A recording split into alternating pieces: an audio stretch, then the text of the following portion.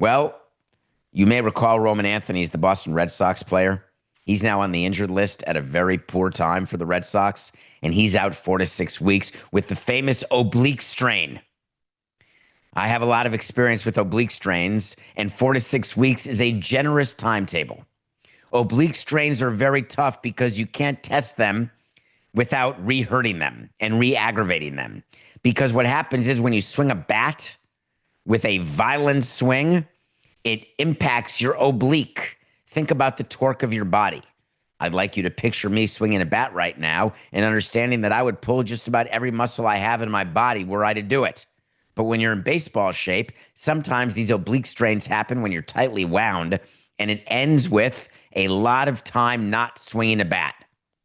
Alex Cora, the manager of the Red Sox, assured us we're going to try to get him back as soon as possible, but we don't know.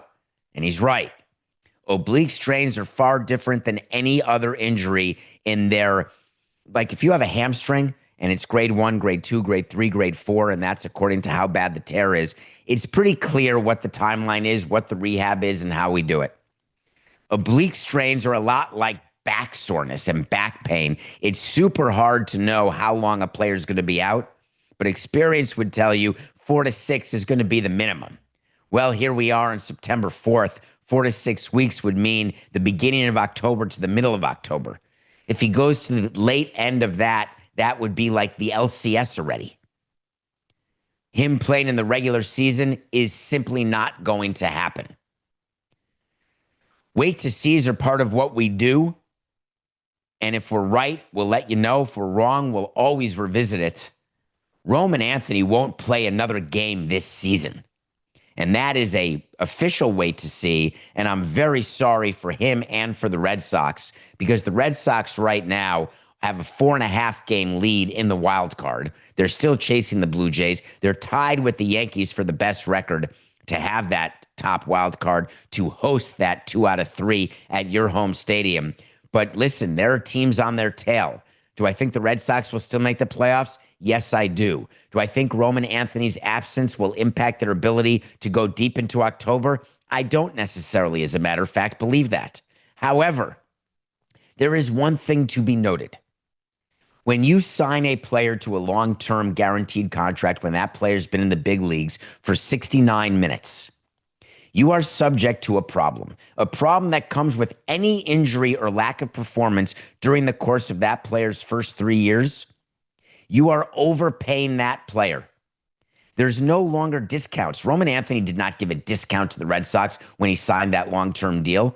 And the assumption by the Red Sox is he would be a productive player. No bumps in the road. Boom, you've got a bump in the road. Any ability or chance for him to outperform his early contract of this huge long-term deal he signed, it's gone now. He's out with this injury.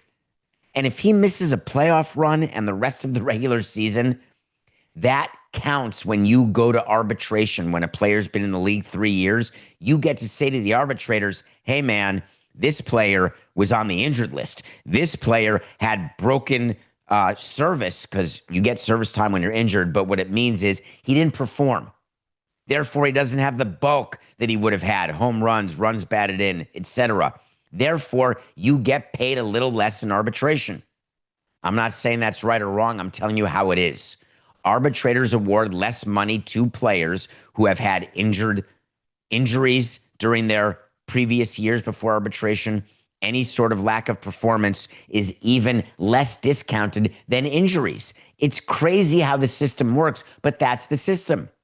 So when you sign a long-term deal with a player, you've got to take into account, well, wait a minute. What if the player's on the IL twice in 3 years?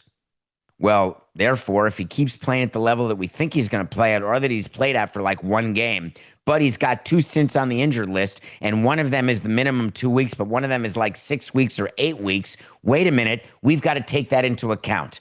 You go to the agent and say that, and the agent say, pound sand. You pay my player as though he goes straight through and outperforms every single day and never gets bad, never slumps. The Red Sox have now found out what it is. Do they care? It's a fun question. I actually don't know, but I used to.